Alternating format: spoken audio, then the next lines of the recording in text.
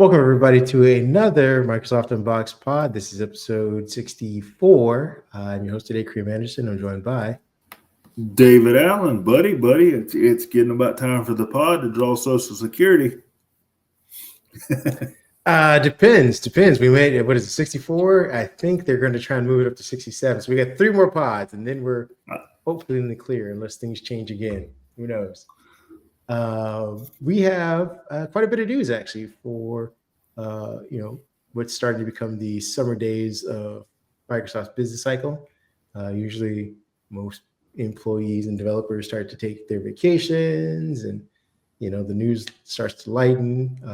There's roughly only some gaming news, and that's about it until the start of September. We get some hardware and news about Windows, but with that being said, we have some stories. The first thing we'll be talking about is Surface and AI versus Chromebooks. I think that's something you were writing about last night. So can you explain to us if Chromebooks are finally going to meet their match, even though they had a big rollout? We'll have to talk about that too, about the Chromebook Plus and its huge infusion of AI. I've been testing that out, and it's actually pretty nice. So we'll see if Microsoft can keep up. We got to talk about Xbox layoffs. We mentioned last week that there's going to be a huge round of layoffs within Microsoft, I think about 6% or something like that. It seems that now that we've gotten a clear picture that they're at least going to start next week with Xbox. Whether or not that's in hardware, software, marketing, and sales, we don't know, but we have some speculations. We'll let you know about those. GeForce RTX 5050 was released. You'll give us some details about that. And I was just talking to you about the Dell premium laptops, which will be coming with discrete GeForce RTX graphics in tow. So maybe you can pair that up if you have the money for both and have yourself a nice portable gaming experience if you're not into handhelds like we are. There are some authors suing Microsoft over training its AI model. Its AI model has a weird, interesting name. For those of you who watch Transformers or at least grew up in the 80s, you'll have a kick out of that. We'll get into the details of that one later. More Microsoft AI news, legal news. We have a Bloomberg report that there's actually a showdown within the enterprise AI market that pits Microsoft against its investment, which is OpenAI, ChatGPT. Seems to be pulling more people than Copilot, despite Microsoft's best efforts to shove Copilot in front of everybody. That's also going to lead to a different story that we have, and some people on Blue Sky want to kind of highlight that are breaking down the larger feud between Microsoft and OpenAI about OpenAI trying to become for-profit and Microsoft saying, no, not just yet, not until you pay us back our money. There are some thoughts and theories as to what's going on with that and why OpenAI was never meant to be successful, even though Microsoft spent $13 billion on it. And then we'll get into tech events we have. There are a couple coming up. We have Samsung Unpacked, so we can start to see what the new folds look like. We can speculate on how they can keep up with the market, and if we might be getting some to review, that'd be pretty cool. We have Microsoft Ignite. We'll give you the dates on that and where it's going to be located this year, and how maybe having a rotating venue, which I think Microsoft Ignite typically does, might be the path forward for Build. And then lastly, we'll be talking about gaming. I think Meta has a limited edition Xbox branded Meta headset. You get into the details of that. UFC 5 is coming to Xbox this weekend, along with a couple other games for the pre-play weekend days. And we'll be talking about what we're going to be doing, how we're going to be preparing for 4th of July weekend next week. But with that being said, I've talked long enough. Please save everybody from my rambling. Yes, sir, my friend. Take a breath and let's talk about the Google and Chromebook. Well, listen to me. Google Chromebook and Microsoft Surface coming to the classroom, and how Microsoft is trying to, after all these years, squeeze into the classroom. So what we heard this week. Hold on. I think you're fair, though. Oh, yeah. Microsoft owned the classroom before and they lost it. So yeah, they did. You're right. This is more of like a idiocy versus competency argument, but they're trying to get back into it. Just wanted to know. It's like having a failed report card, and well, we failed for 2 or 3 years, but we're going to go back and repeat those grades and see if we can do better. There you go. So here's what we have. As we know, just to give you guys some highlights, the Surface Pro 12-inch was released a month and a half ago now, along with the Surface Laptop 13. Remember, those are your Snapdragon X Plus chip. Those are your fanless models. And what Microsoft is hoping to do is put these models in the classroom up against Chromebooks with the sprinkling of AI in there, trying to convince educators and the people making the education decisions that, look, we've got these Copilot PCs over here that are fanless, that are fairly inexpensive, good battery life. The kids can get all day out of them. We've got this service called Copilot PC that students and educators can use AI to get help in the classroom. We're even going to announce, let me make sure I get this right, Microsoft Learning Zones that allow educators to plan lessons from sources such as OpenStack to have an interactive classroom. Now, they went on to highlight that people with disabilities would not be left out. For example, live captions, translated content, and real-time subtitles.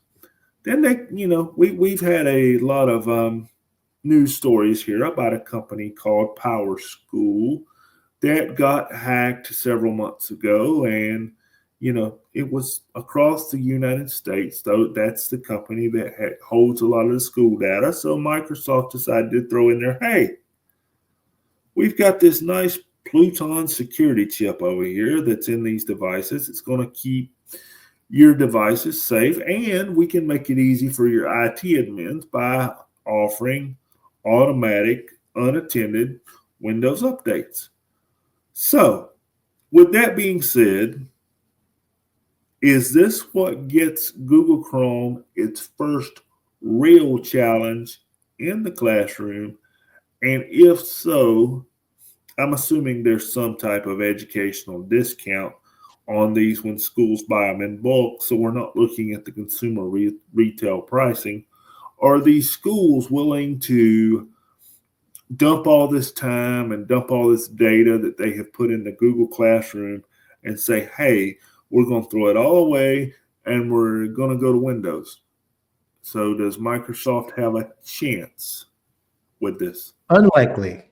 And I say that because there's no way schools are going to make, I mean, it took them forever to get off Windows. Mm-hmm. And this is after constant complaints about software updates, hardware failures, things of that nature, drivers, things of, IT headaches for years, decades. Now they're on Google, and I suspect that they're going to be there for a while. Now, granted, the transition period has been accelerated. There are some schools that are saying, transitioning from Google's hardware hasn't been the greatest. They're starting to have some buyer's remorse because they bought a bunch of stuff during the pandemic to kind of front load this transition to the way that they use Google, at least Chromebook stuff in the US a certain way. We have gone back to in person in schools, and I think some people are finding that it would have been better to just basically replace the software or upgraded the software on their old Windows devices. Now, with that being said, I was playing around with the latest Chromebook Plus, the Lenovo Chromebook 14 Plus or something like that, and it just got an infusion of AI stuff. Great stuff. The device around $350, $400 cheaper than the Surface Pro 12. Doesn't need an attached keyboard or anything like that. So when it comes to switching hardware, I don't see that as an option. Now, again, sets the Surface as an aspirational device. I think what's going to end up happening is, an Asus, device of $500-600 will take its place. The software is the kicker. I'm not confident Microsoft School third-party applications for that has been great. They do have an extensive OneNote and OneDrive kind of school solution. I haven't tested it to play with it myself, but I hear from anecdotally Google's is better and easier to use. They've done a lot of front loading of getting everyone Gmail accounts in order to sign up for all kind of third-party things. So now they can just take their same Gmail and use it for the school stuff as well. I don't want to sound like a Debbie Downer, but I want to be realistic. I think the hardware is not going to be it for it. It's a software. Software is a play. We'll see how well Copilot works for people at schools, if they can link that to ChatGPT, or people who are getting into playing with coding and stuff for STEM through GitHub. That might be their way in. But as face-to-face Google versus Microsoft software right now, I don't see it personally, at least not for schools. I agree with you. And really the thing that captured me that you mentioned there is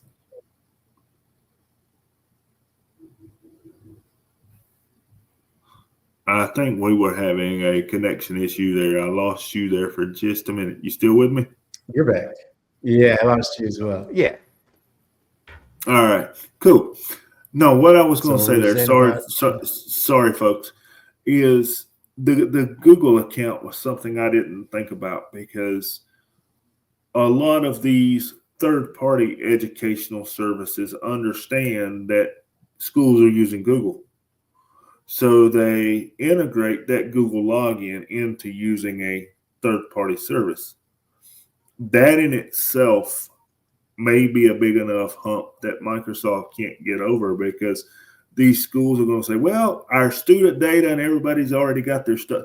You know, let's use the zoo for an example, you know, just something simple. Let's use the zoo for an example. Okay, we've partnered with the local zoo and the kids can log in, you know, and see web cameras and information about animals. And that is hooked to our Google account, which is also hooked to Google Classroom. The zoo doesn't have Microsoft integration for that. We really want our young kids to be able to see the animals. So we're not going to do the Microsoft way. So that in itself could be where your problem starts and kind of does not get this off the ground the way Microsoft is hoping.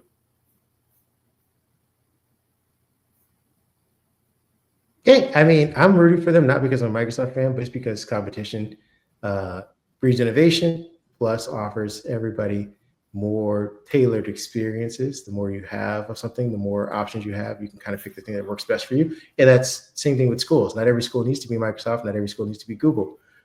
Depending on where your region is, where your student base are, and your faculty, what they're most comfortable with, they should have as many options. Maybe Libra is better for some people in different areas, rural areas that don't, necessarily need to pay for subscriptions or don't have the money to. Whatever you need, there should be an option for it. So Microsoft, try and catch up, kick Google in the butt to make better products, and Libra Office. And if you're out there and you want to, put your name in the hat, also I'm rooting for you as well. With that being said, we're going to move on to our next topic, which is unfortunately a downer. It's Xbox layoffs. We have a report from Bloomberg, which is confirming that Microsoft is planning to, officially announce one of its largest layoffs for its business division in the Xbox business division.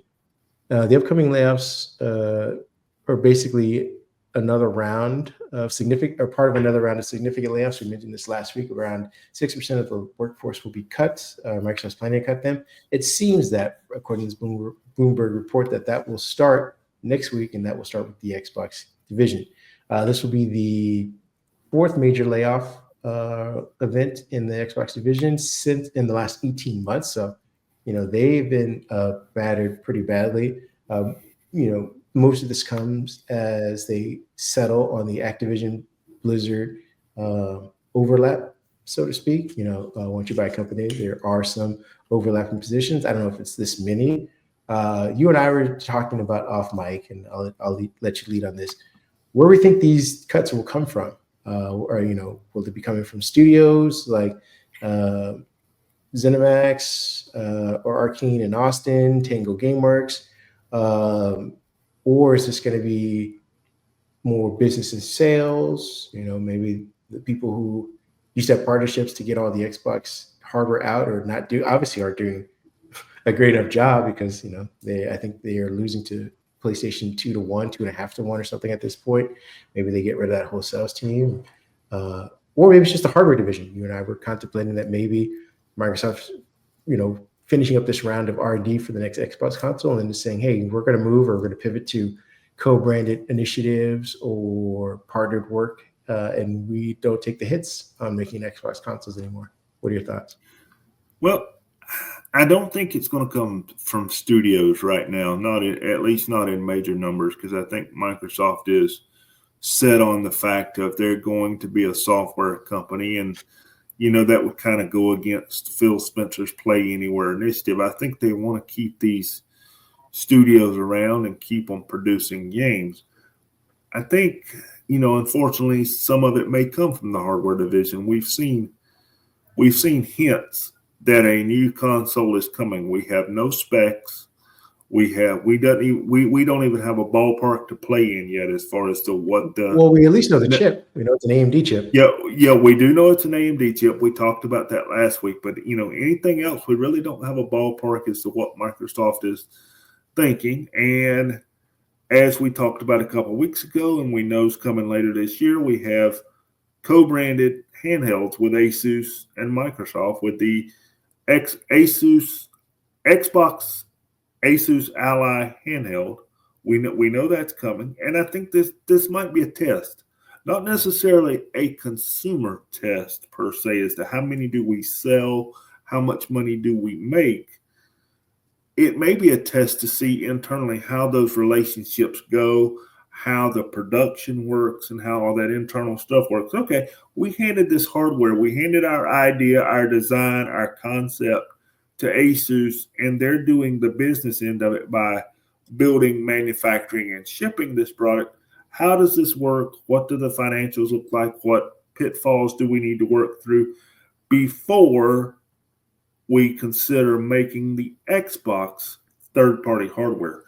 And my gut just tells me, and I could be wrong, that we are headed for third-party hardware or third-party hardware producers and manufacturers distributing for our Xbox console, because as you mentioned, I don't think Xbox has ever beat PlayStation once in the last decade as far as hardware sales. And I think, we keep seeing these layoffs, and I think it's a matter of time before we saw the Surface group at Microsoft change the Surface division. We've seen layoffs over there. We've seen changes there.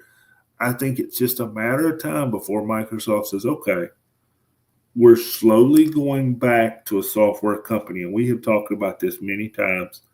We will make the games. We will help make the games. We will help publish the games. We will offer developer support. We will offer hardware support and hardware design. We will keep our Surface division for a laptop and our Surface tablets. I mean, we've seen everything else cut except the laptop and the tablet. I think this is just unfortunately logical progression. There was a vision where the Surface team would work on the next Xbox, and if you could whittle down the current R&D team that's on the Xbox and just say, all right, we've gone from 100 guys who are working on it to 25 guys, and we'll bring our Surface guys over, that saves you money. At the end of the day, we are here for the employees. I feel like the morale in the gaming community in general is down, especially with constant cuts to managers, to sales teams, to developers, to promoters, across the board. But I feel like you can also feel it in some of the games that are being produced. We're not getting a lot of fun, over the top platformer, funny, I wouldn't say consequential, but at least they don't have to be AAA games. Just something that someone made that was like, hey, here's a 7-hour game that is just really fun and repetitive and to play over and over. Like, I feel like we're losing a lot of that because everyone's forced to, make these AAA super long, super in-depth storylines that, and again, I appreciate them, but I also feel like that we're losing a little bit of creativity. And just because people can't produce their own games the way that they would like to. So I want to say I'm thinking about all the people who may end up losing their jobs next week, and I hope that they can land on their feet. Maybe we can start to see more GoFundMe's or Kickstarters for those people. And I would suggest people who are looking for more fun indie games, look for that area if you want to go there. And I think this could also help Steam, which could put competition against Xbox, the Game Pass as well. So just keep those in mind as we start to report on this next week. The next story we have is GeForce RTX 5050 release. I think you want to talk about that. Yep, I want to give that a little chat here because I feel a little different about the 5050, and I'm going to get into that. But as we know, it's no secret that if you want a high-end PC gaming rig, it's going to cost you.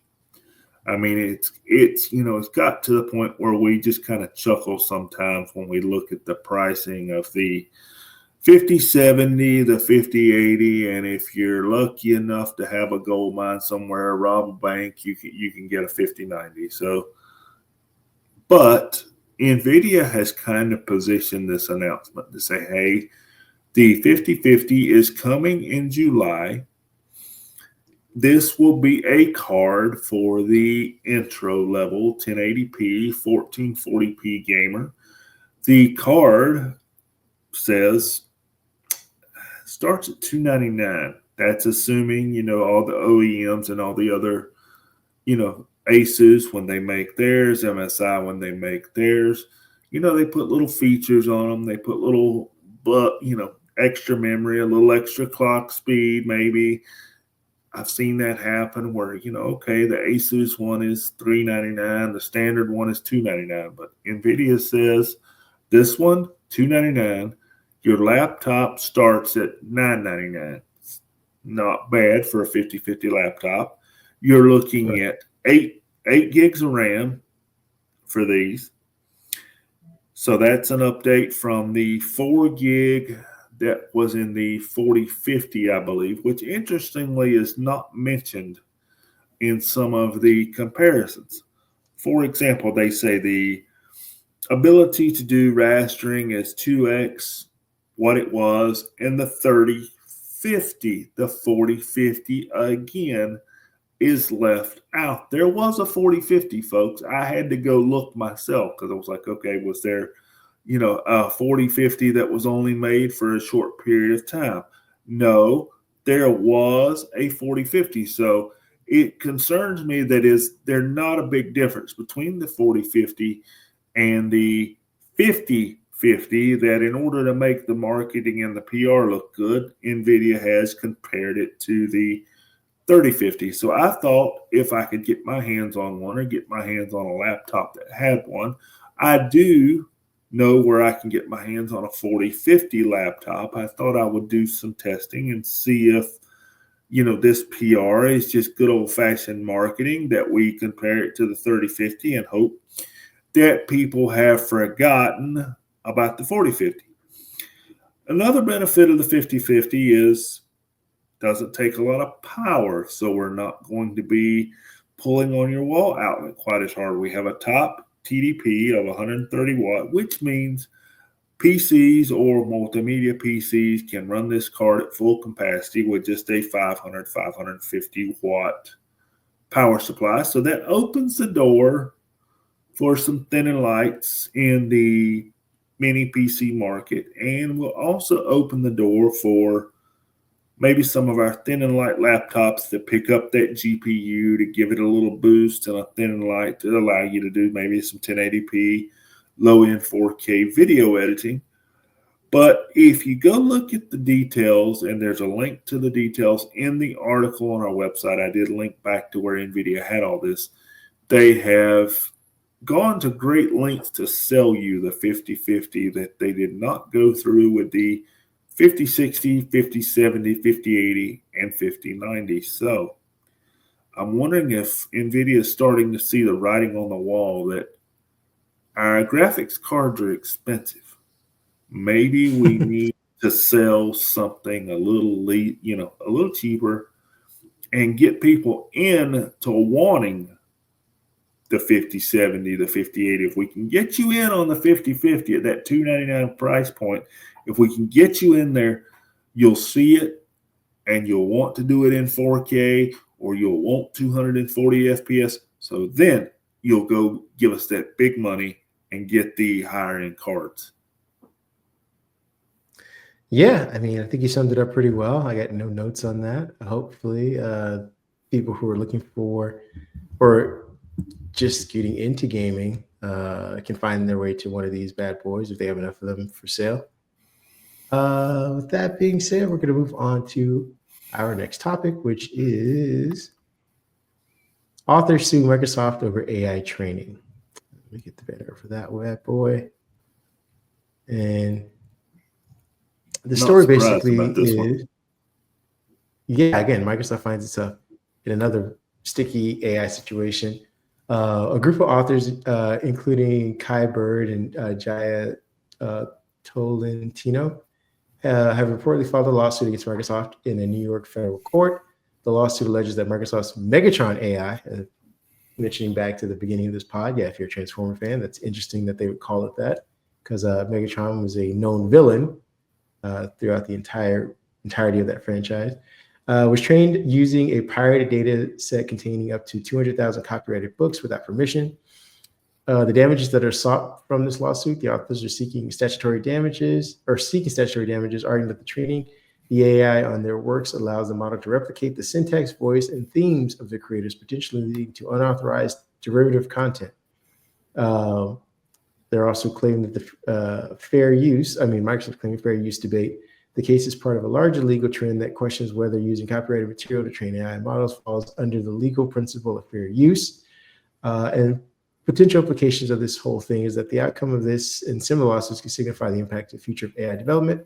Obviously we're letting things be trained on stuff, but to what extent and how do people get paid on this free training?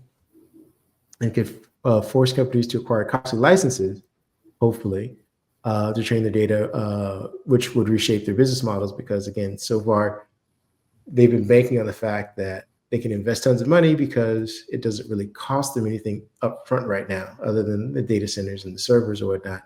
But when you have to add in licenses and you have to start finding licenses for specific data sets and content, that can be quite expensive. Ask the music company, ask Spotify. So what are your thoughts on, first off, Microsoft training Megatron using 200,000 copyrighted books?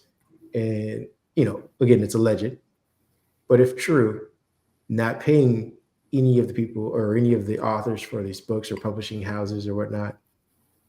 What are your thoughts on that? And then second question is, would a good solution be to get licenses, broad license, to basically say, hey, we're allowed to use this library of books for our models? Has anybody been paid for their data? And I asked that in a realistic / sarcastic sort of way. I think Reddit's the only one, right? So right. Far, and I think they made a deal. I think we have set a precedence, and this goes back for me before AI, because Google crawls everything.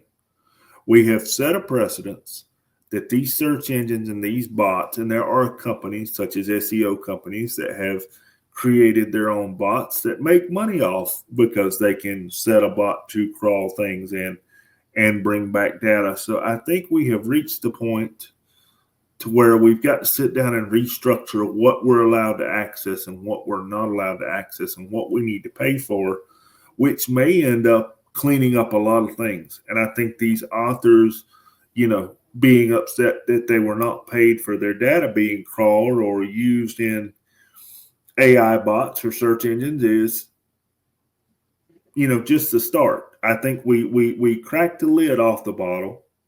There's a little water flowing, and depending on how this goes, we may get a hole in our bottle and we may have a bigger problem, because these companies are going to run, well, you didn't ask me for permission. You didn't ask me for a license. Better yet, to your point, you didn't ask me for a license to do that. So what's the solution to this? I'm not sure. I think there's a one size. I think there's not a one size fits all. I think, there needs to be licensed tiers. Maybe I could see that working, but then there's so much content out there It's a twofold approach. One, you've got to be able to stop these crawlers and say, look, you can only crawl what we've been paid for.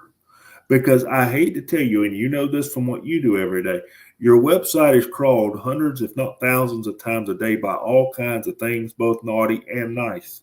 You don't know what is crawling your website and what is not in most cases. So who's going to police the fact of we've got to pay these people and we've got to set up a tier to get their content? What stops company ABC from going, all right, forget this. These people paid us. We crawled these websites, but we really want this over here. So we'll just go build a crawler. And when they find that we crawled it and already got the data, they're upset. We'll pay them, but we've already got what we wanted. So I think we're in the old darned if you do, darned if you don't type of situation here. I think furthermore, it's going to be interesting to find out how do you prove that your content was taken when it comes to AI, because again, they're learning on this and they are rearranging data sets that they find. So it was easier when you wrote a song because you could pinpoint your melody, you could pinpoint the exact order of words in a song to be like, hey, these are my lyrics. But when you're an author and they are taking your tone could be subjective, I suppose. It's gonna be hard to quantify that, to be like, hey, this is, as someone who reads books, you can obviously find a literary tone throughout an author's style, like Stephen King or whatnot. But how do you pinpoint that when AI replicates it or regurgitates it in a different manner for an entirely different purpose? So these are questions I think our legislators need to obviously start asking themselves. Our lawyers need to start refining. I'm not saying that you can't license stuff like this. I just we need to find a way that's fair enough for the companies who want to do this to have some protections as well, because it'd be interesting to just have people come up and say, hey, you didn't pay me for this, because they use two words together that I use the words. Like I use the phrase cool beans because I'm stuck in the 90s. Just because those two words come together in a reference for a research paper doesn't mean I can go up to Microsoft and say, hey, Copilot, take my two pairs. I always say cool beans. You guys have cool beans in this sentence right here together. Give me some money for that. It's gonna be really hard to do that. But obviously, we're going to report on that in the coming days, months, years, as AI starts to level itself out or the bubble bursts. So I think we have a story about that next, which the is bubble OpenAI is wobbling. I think it is. It's gotten too high in the sky and has little to no protection from the wind. It's about to burst, I think. And this next story basically is about that. It's Microsoft versus OpenAI. The initial story is about a report from Bloomberg, which revealed a showdown for the enterprise AI market between Microsoft and OpenAI's ChatGPT. Despite Microsoft's massive investment, OpenAI is competing directly and securing deals, sometimes even bigger deals than Microsoft, with its own business product. And the tension is obviously starting to pour out into headlines, as Sam Altman, who cannot keep his mouth shut, has a prediction about everything. This is starting to become kind of an issue for Microsoft because, again, they are the ones who basically brought some of this commercialized AI to the forefront. You would think that their lead would be going expeditiously, but it's not. It actually is starting to flatline, if not stagnate altogether. I think in part of the report, Bloomberg shines a revealing light on the brewing battle between Microsoft. Microsoft proudly announced that it had a pharmaceutical agent or giant, Megan Corp, which is adopting Copilot, and I think they have a seat of 200,000 employees, which is great for Microsoft. But we are also noting that OpenAI has over how many million? Is it a million, I think? Or 3 million? It's a million or three. I forget what the number is, of paid subscribers using ChatGPT. And despite Microsoft investing $14 billion roughly into the company, it seems that more people are 3 million. There it is, 3 million paying customers for the business portion of ChatGPT. More businesses are opting to use ChatGPT over Copilot, even though Copilot comes with Microsoft 365. That is the initial story, and that is still one that we're going to be monitoring and keeping up with because, again, it's telling that Microsoft can't get people who are already using Microsoft services to just go in and sign up for Copilot, and some are just opting to use ChatGPT. Now, it should be noted that some of these people are using both, if not three different ones at the same time. So it isn't like it either or. It's and for some of these people, and they're testing them out. A lot of these companies are testing out both. So it's adding to ChatGPT's numbers while also, not being fully reported in the Microsoft numbers. We'll see where they land when they're done with their testing round, but it seems like more people are opting into ChatGPT. Now, whether or not they stay there is another question, and what they get for their value is another, also a lingering question. What are your thoughts on that portion of it? And then we'll get into a much larger debate about Microsoft and OpenAI. I don't think people know what they want to use. And I don't think people know if they want to use it. I think we're back to something that we have mentioned several times. We're throwing darts at a wall, but we don't know how big the dartboard is. We don't know how big the sections are. We don't know what colors they are. We have thrown this product out there called AI.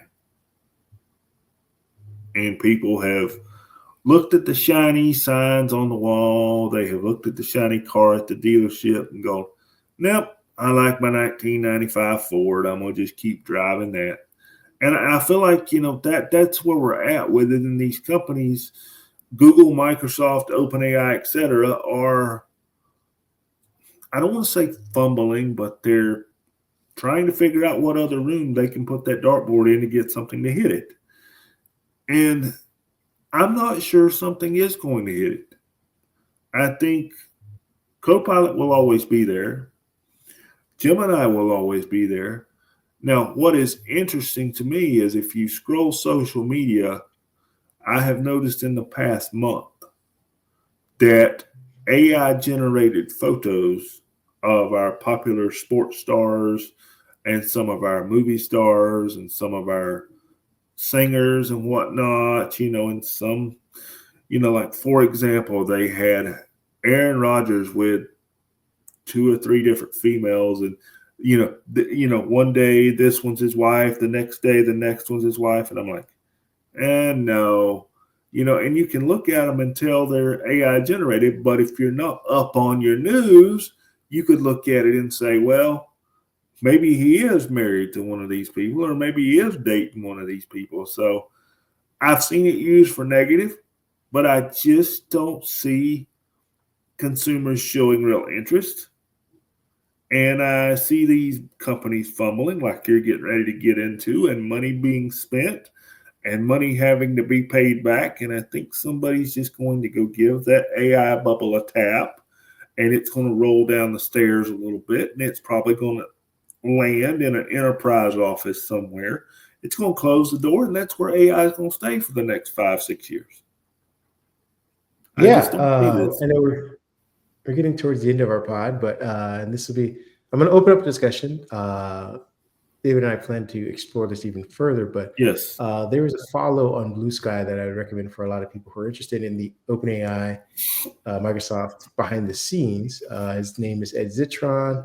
He's at EDZITRON on .com on Blue Sky, and he's been writing about. He has a newsletter that you can subscribe to.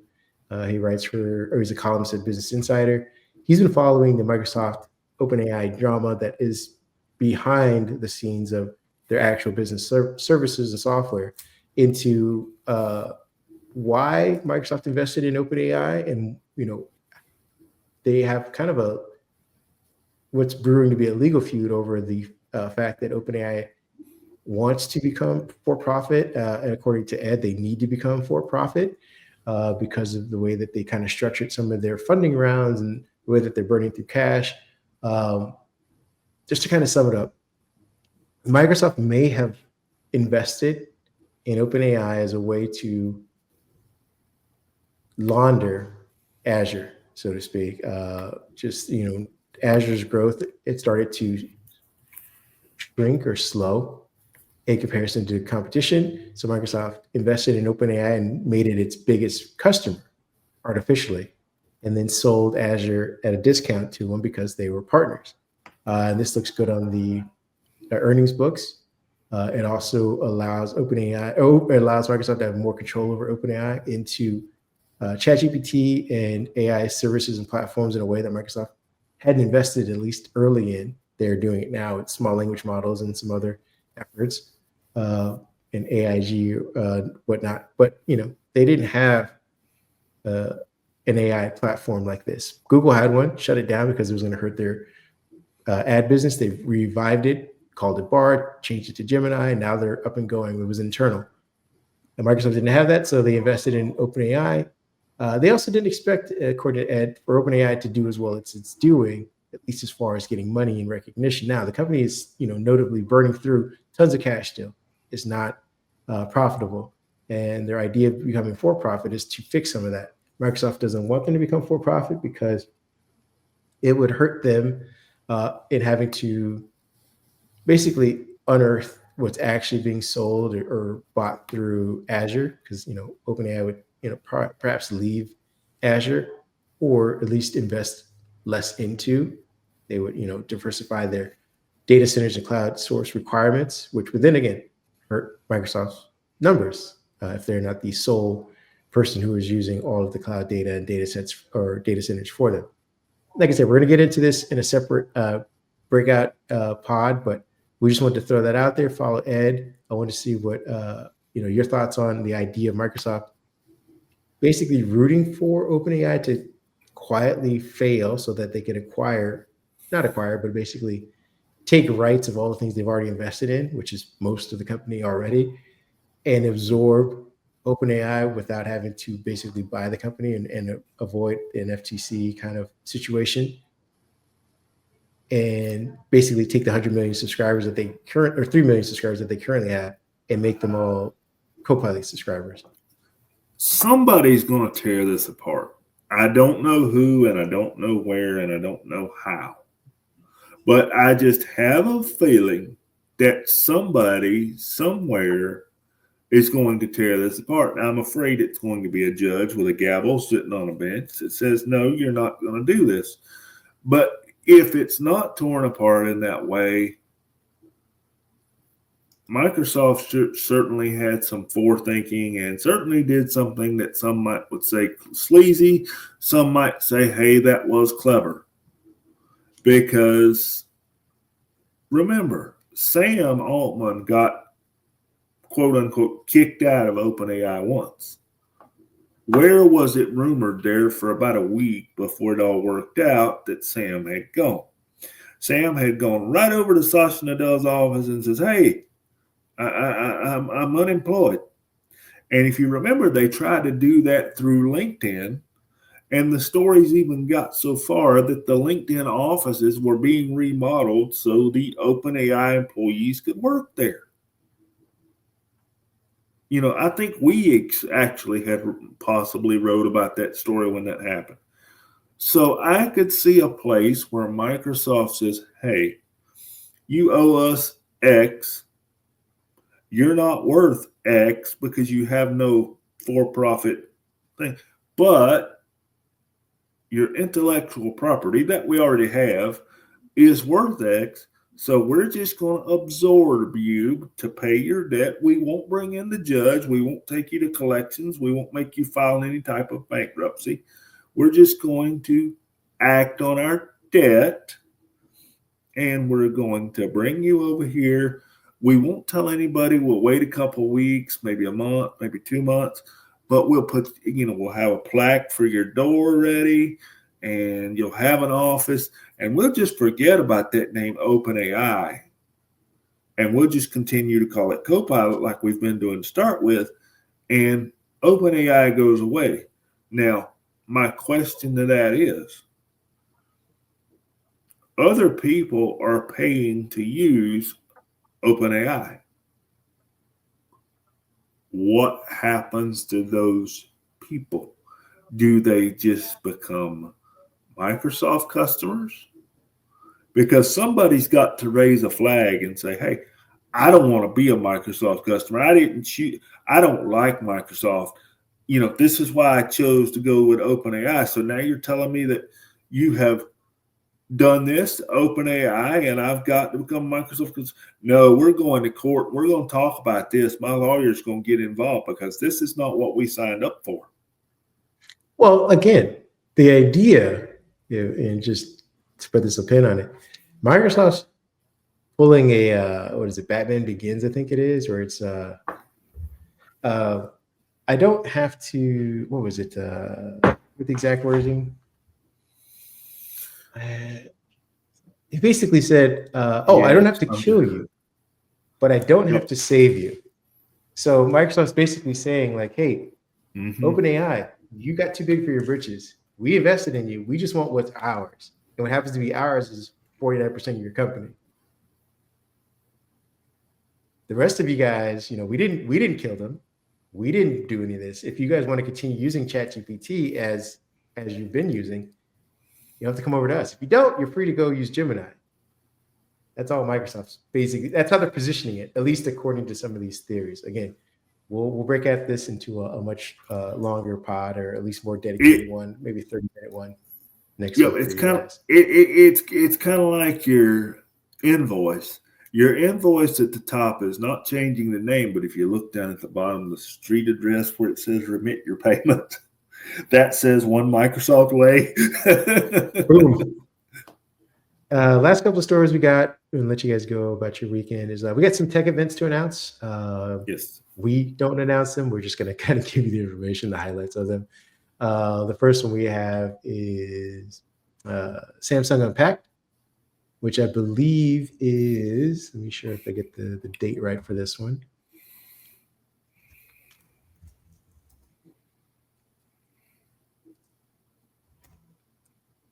Is it next week?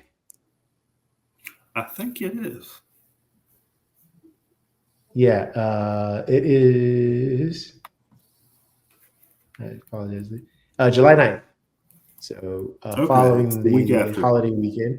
Yeah, following the weekend, of course, July weekend, we'll be getting some information about the Galaxy Z Fold, Z Flip, and Galaxy Watch 8. We're expecting, at least from the rumors that we've been seeing and some of the leaks so far, a thinner, bigger Galaxy Z Fold 7. I think it's basically everything everybody wanted.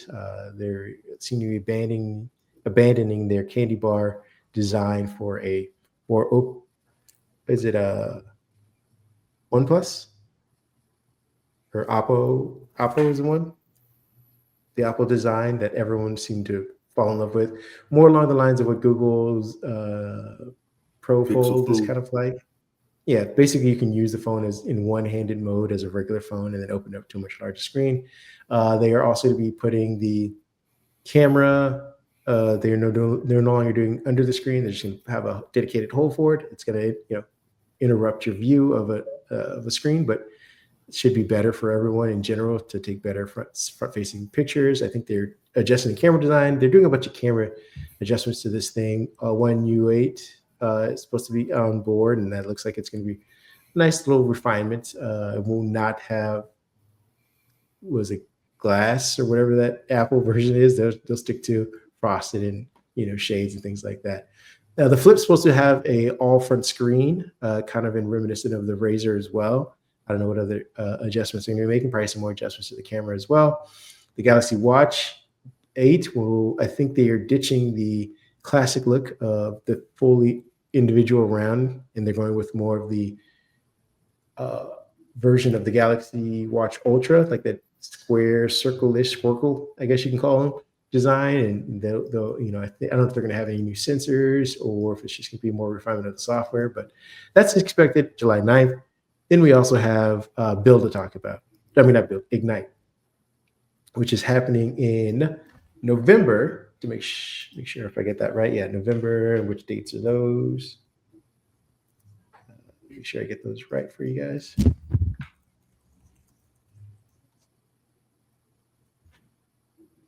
That will be November 18th through the 21st, and it will be at the Moscone Center in San Francisco. You can have an optional pre-day on November 7th. You can attend both in person, I think for like $2,500, or you can do digital for free. You and I were talking about, I think Ignite used to be here in Florida, at least for a few years straight. Then we had the pandemic. And since the pandemic, they've shuffled Ignite around. I think it was once in Chicago, another time they did an all digital one. They're now in San Francisco, and I forget where they were at the year before this, but they've moved it around. And based on the story that we talked about last week, where Microsoft's ditching downtown Seattle Convention Center for build, maybe this is another playbook they follow for, they follow the Ignite one where they move build around each year. What are your thoughts on that?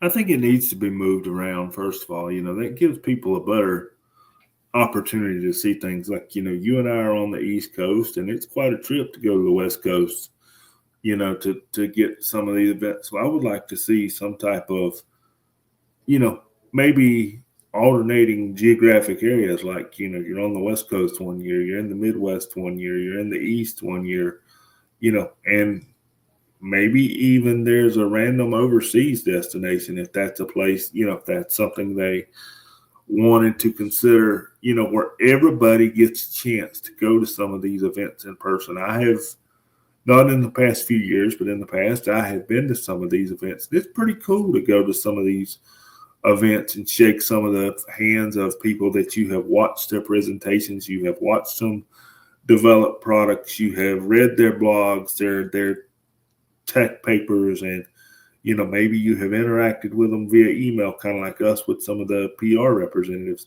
You have interacted with them with email. It's always nice to put a face to the keyboard, and that's something that you don't always get the chance to do. So I think I go moving these strictly for the around. swag. I got one of What? these bad boys at one of the Ignites. So yeah, I got a backpack. I mean, hey, Microsoft, come back to Florida for one of your events. I will be there because the swag that you get at these conferences are pretty nice. I think it's one of the more underrated things that tech reporters will talk about. Yeah, the gadgets are great, but all the free swag is really nice too. Yeah, it's been a while since I've gotten any free swag, so I didn't think of that. So there you go. There you go. Get the Let's swag. move it for the swag. Yeah. Bring swag back. Last section is gaming, and that'll lead us into our weekend. I think it's one of the stories you want to talk about, which is a limited edition Xbox branded Meta headset. Yeah, this, you and I were talking via text last weekend when we started seeing the rumors about, hey, this thing is really going to happen, because we had kind of got wind that it was going to happen. And I had kind of chuckled about it a little bit. I'm like, why did Microsoft want to do this? And now that the headset is out and I've been able to see some of the few folks that have got their hands on it, I kind of get it. So just to give you some background, we have it's not a brand new headset. It is the Meta Quest 3S that has been rebranded in the black and green Microsoft colors. There's nothing different about the spec, so it's not high resolution. It's just a 3S that has been rebranded in Microsoft packaging with the black and green color sets. You do get a special branded black and green carbon controller that is, let me be clear on this, that is just available with the 3S. It was clear that controller will not be sold separately. You do get the 2 Touch Plus controllers. You get the 3 months of Meta Horizon Plus, and you also get 3 months of Xbox Game Pass Ultimate.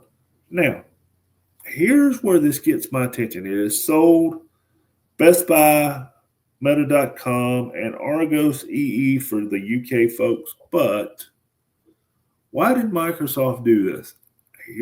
When I first read this, I was like, oh, okay. You gave the headset a new color and said, look, now you get a brand new headset, go buy it. No. This is a platform for accessing your Xbox library. The Xbox app on a Meta Quest headset is pretty cool. For example, you can be wearing the headset. You can open up the Xbox app, which is native on Quest now. You can open up your cloud gaming and you can play on a virtual screen that is well over 100 inches wide. And it can be right there in front of your face and give you this immersive experience. Now, be clear, we're not taking 2D games and making them 3D. It is still a 2D game. Microsoft is not doing anything with VR itself. They're offering you ways to manipulate the existing games, mainly by screen size and immersion, through the headset. So, for example, you're on vacation. There's one TV in the place you're staying, or there's one TV in the hotel room. You can take your MetaQuest headset, put it on, and have your own private 100-inch virtual screen to play your Game Pass games. I kind of see that, where Microsoft is going with that. Now, you better get it now. It's said to be in limited quantities. The catch, the standard Quest 3S is $299. Microsoft and Meta are asking $399 for this, but remember, you do get the controller in the box, and you do get the 3 months of Game Pass and the 3 months of Meta Horizon Plus. So maybe that helps justify the cost for some folks. And for the folks that have got say, look, I've got the Meta Quest 3 and the Meta Quest 3S or even a Meta Quest 2. I've already bought that. I don't want to go buy another headset. The Xbox app works on those headsets and gives you the same experience. So that's kind of a downside. Yeah, it's a definitely branding thing. I think this is back to our cuts in the Xbox division. I think this is, again, one of the visions I see of them offloading a lot of this hardware development to third-party partners, and they just have a team full of people who go out and make these deals to co-brand or partner with other people that have already done that and are poised to make razor thin margins versus any of that. And again, they still get the brand out there. Xbox is in every possible portion of gaming that's around. So if people are saying like, hey, I don't use an Xbox, I don't use a PC to game, I don't use a handheld, I don't even use my phone, I just use the Meta Quest. It's like, well, but on the Meta Quest, are you using the Xbox Game Pass? Yes, I am. Bam, we still got you. That's their webbing of gaming. Last thing we got is the UFC is back or is on Xbox as part of weekend stuff. What do you? Yep, we have free play days this week, and it was at least last night. It was one title. It is UFC. Let's make sure I get the full thing here. EA Sports UFC 5, which is powered by the Frostbite engine. Now, when you hear Frostbite, some of you are going to think Battlefield. It's just the graphics rendering engine, folks. Give you an authentic experience.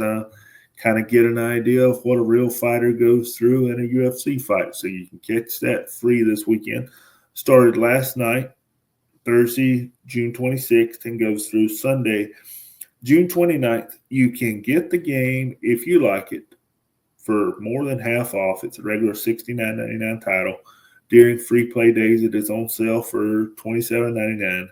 Not to put any downers on anybody, but it's only a 2 out of 5 star game. So that was only 616 reviews. So, maybe those 616 people are wrong. I'm going to try it. I put it on download here before we started the pod. So we'll see what that's going to be. But go fight this weekend, at least on your console. UFC 5. Check it out. Yeah, better on the console than in real life. Since I won't be fighting in real life or even on the console, I'll be playing some games as well. But what are your games? What are you going to be doing this weekend? What are your plans? I'm going to try out the UFC 5. Something I will bring up, kind of a news/fun story.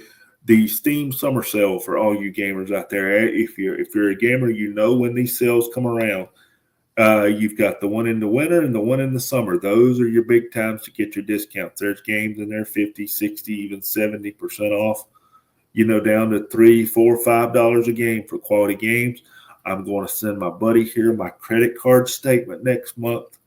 Maybe I mean, I'm going to look at it, but don't expect it to be paid. I'll go, maybe ooh, you made a lot of mistakes, David, but hey, I support you in all those mistakes. But yes, that's what I'm going to be doing this weekend. I'm going to try out UFC 5. I'm probably going to do a little Delta Force. There's a couple titles, Helldivers 2 that I'm looking at on Steam because it's on discount. I'm thinking about picking that one up. Let's see. I'm a big race fan. For those that don't know, there's an SRX racing simulator that is $7 on the Steam sale. So I think I'm going to pick that one up. And as usual, come night. Go ahead. As I say, just a quick note. We does say summer sale, but the sale only lasts through the 10th at 10 a.m. Pacific time. So you don't have all summer to get these games. You have about 2 weeks. Hey, at least it's 2 weeks and not 3 or 4 days. Steam. I agree. I didn't want people to get the false idea of like, hey, I'm gonna go grab this at the end of July when I have more money. Gotta get it. The way I look at this, it's 2 weeks. For some people, that's multiple pay periods to spread that spending out over that 2 week period. Oh yeah. And you get more titles, but it kind of goes hand in hand. Kind of making a little joke here because these games will be on my handheld as well this weekend. So that is probably where you're going to find me. The weather here is, hell's kitchen, to be honest. It's pretty hot here. So I will probably be staying indoors most of the weekend, playing some games and enjoying the Steam sale. What about you? I know you're down in Florida. You are not alone. The East Coast is under a heat wave. Florida's always been the devil's butt crack. So when you said that you guys are experiencing heat, I was like, what's different? But it hasn't gotten much hotter down here. But I know most of the New York, Connecticut area, stuff like that are experiencing heat. So for all those people, to David's point, stay inside, stay hydrated, stay safe. If you're going to go out and enjoy your outdoors, like I always say, touch grass. Just do it briefly during this hot weather. I will be shuffling my kids to and from play dates, sleepovers. I think they have a pool party as well. Yeah, that's basically what I'm doing. And in between, when I'm parked waiting for them to finish enjoying their time, I will also be playing on my handheld as well. But I plan on at least catching up on some movies and shows. I haven't. The Ironheart series is started on Disney Plus. I know that some people aren't a fan of it, but I am a fan of most things comic related. So I'll be watching that. I owe myself to watch Sonic 3. I watched the first 2 and it's been out. Forgot about that. I need to watch it before it leaves. So I'll be trying to catch up on that stuff. There's a couple movies as well. Some scary stuff that, the kids won't watch, but I'll watch it at night. So, and I'm trying to buy a house. So I'm going to go do some house hunting as well if I can squeeze some time to do that as well. So I'll be out and about, ducking in and out of air conditioning if I can. But if you want to catch up with me, I will be on Blue Sky at Happy Hulk. I will be checking my phone while I'm doing all these activities because I'm addicted like most of us are. Where can people find you if they want to reach out to you? David PAJ 1978. I'll be hanging out on Blue Sky. And just as a note, before we scoot out of here, next week is July 4th.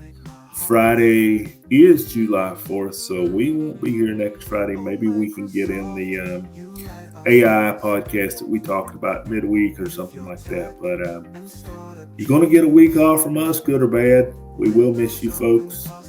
And have a good 4th as well while we're here. Since we won't be seeing you guys, happy 4th, and we will be excited to hear what games you guys grab during the sale, and then we'll be comparing notes as well. So we'll have a full gaming recap when we do see each other again next. Like I said, stay safe, stay hydrated, have fun over this next week and a half. Start enjoying your summer. For those of you who can, for those of you who are working, if you're doing gig work, enjoy the time that you can in between each job. We'll take care, and we'll see you guys week after next, I guess. Have a good weekend, everybody.